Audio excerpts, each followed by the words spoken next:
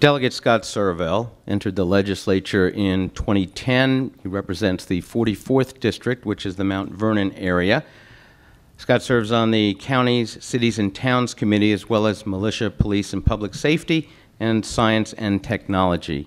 He is a wonderful trial attorney. Good plug, right? Thanks, Steve. Very active in the Chambers of Commerce. And he has been involved in a lot of areas, so we'll see what he talks about tonight. He's been involved in transportation, in quality education, in the needs of social services. So tell us what you're about this year. No, thanks, Steve. I appreciate the introduction. It's always good to be here. One of the things I love about coming here is your food. You give me hummus and falafel, I'll vote any way you like. So, wow. No, I come from the Mount Vernon part of Fairfax. I see a couple of my constituents here. The Jupiters in the back. One of my favorite volunteers, John Talaris. Anybody else from Mount Vernon here tonight? Couple. Oh, good. I'm going to come back and say hi to you guys later. It's always hard for folks from my part of the county to get here to the middle of Fairfax County, but my part of the county is a very unique place. A lot of people think that Fairfax County is this sort of rich and wealthy, very professional community. My district is, today, it's about 29% foreign-born. The Medicaid population in my district is 15%. Kay Corey and I are both tied at 15%. Some delegate seats in this county have a Medicaid population of 3%. There are 8,000 children in my district who receive their health care from Medicaid out of my 80,000 constituents. So if you meet a child, anybody under the age of 18 in my district, there's probably a 1 in 3, 1 in 4 chance that they're receiving their health care from Medicaid, and that's in Fairfax County. This Medicaid expansion is very important to me and to my district. If you look at the maps that the Medical Society of Northern Virginia puts out, my part of the county stands out in big, bright colors for the percentage of people who get their primary care from emergency rooms, from the people who are uninsured, and it's something that we desperately need to deal with. Medicaid is not a problem for the rest of Virginia. It's not an inner city problem. It is a Fairfax County problem, and that's going to be really high on my agenda this session. And I'm going to hope that we really get that done. Another issue that I tend to focus on a lot is voting. Dave's had to listen to a few of my speeches now, long ones, unfortunately, about my grandparents who moved to this county in 1935 from Brooklyn, New York. And my grandmother told me many vivid stories about being told to pay a poll tax, being literacy tested, being picked on at the polling places in Fairfax County because she was Jewish. And voting is very important to me, and it's something that I strive to make sure is available easily and to as many people as it can be. I've fought these voter ID things since the day I got in office. Last year was actually the third. They've been proposed almost 3 years in a row. They finally passed last year, but I've been an ardent in fighting against that. And I've already noticed that one person's already proposed legislation to reduce the number of the kinds of ID that you can present to take back the legislation that we already approved, the Department of Justice greenlighted. So that's going to be a continual fight. I am going to put in a constitutional amendment. If you can believe this, the Virginia Constitution actually says you have to give your Social Security number in order to vote. I think I got in an argument with somebody here last year about it because I didn't think it was actually in the Constitution, but she was right. And most states, you only have to put the last 4 digits, and a lot of people won't register because of that. So I'm going to put in a constitutional amendment on that.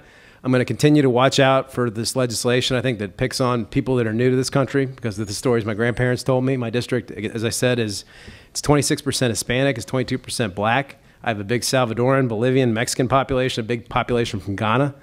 And I think we need to welcome these people and not try and chase them away. I'm also going to put in a texting bill like just about everybody else here. Just want to point out that you may have read about it at a texting incident on the front page of the Washington Post about a child that got, or an 18-year-old young man that got killed out on Route 7. He was my client, got killed by a texting driver. And that was the case, that was the situation that resulted in the case that Delegate Bolivar mentioned. And this texting thing is something we definitely have to address. And being a criminal attorney and also a personal injury lawyer, I've seen what happens in the courtroom with the way the law is right now, along with these guys. And it's definitely something we need to address. So I appreciate the opportunity to be here tonight. Look forward to working with you in your questions. Thank you. It is my pleasure to introduce Delegate Alfonso Lopez, representative for the 49th District since 2012. His district comprises parts of Arlington and Fairfax County, and his committee assignments are militia, police, and public safety, as well as science and technology. He co-owns a government relations firm and has served in both Obama and Governor Kaine administrations, working in small business administration, and then as the governor's liaison to Congress and the federal government. With a background in environmental law, this is one of Alfonso's main focuses in the legislature, along with business development, education, and civil rights, particularly for those who are new to our country or have been here for a while and perhaps might still encounter barriers to their life here. Thank you. Thank you for that very kind introduction. Thank you for being here. And I as well was reading the your 2013 agenda, and I'm delighted to see so many things that I strongly agree with, especially when it comes to immigration and the issues that you have advocated for. Some little-known facts about my district. My district is the 49th District. It is basically Columbia Pike from Bailey's Crossroads to Pentagon City. Everything sort of north of 4 Mile Run and south of Route 50. There are 108 languages spoken in my district. 108. I'm a freshman member of the House of Delegates, and at the orientation we have for 4 days, there were 16 freshmen there, 15 Republicans, and I was the only Democrat. And I actually told the story that there are 108 languages spoken in my district and 58 languages spoken at my local high school. And another member of the House of Delegates in the freshman class didn't believe me. He simply said there aren't more than 100 languages spoken in the world. And I thought he was joking. He wasn't joking. He didn't believe me for 3 days. I had to give him proof. By the way, you've seen this district, Yiddish isn't one of them. Speak for yourself. My wife is Jewish. And, so and my little boy went to the JCC for preschool. And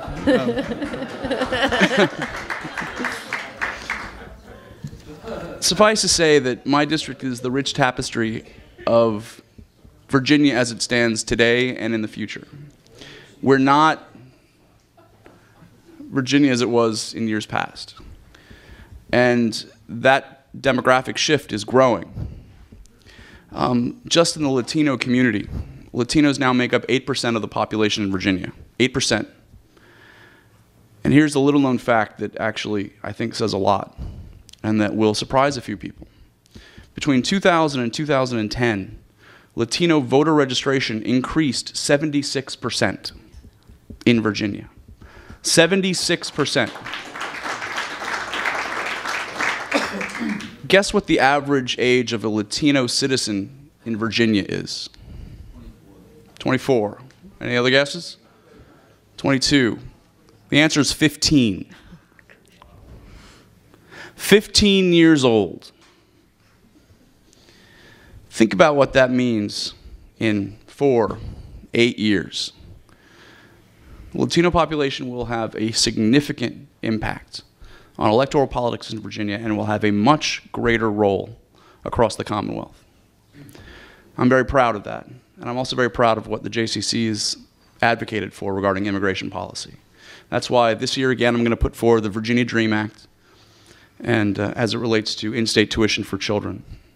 You know, it's fascinating after this election just a few weeks ago.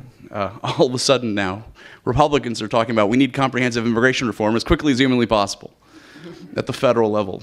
Now, I don't have any illusions about the fact that this is going to get passed in Virginia, and I think we'll get it passed at the federal level first.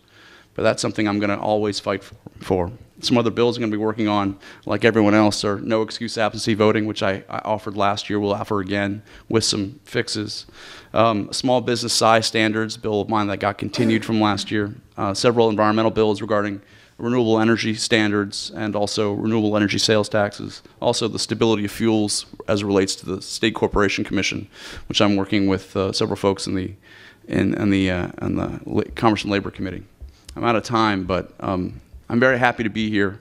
I count many folks in this room as close friends, and I hope to work with you in the future. And please don't ever hesitate to call on me if I can ever be of assistance. Thank you.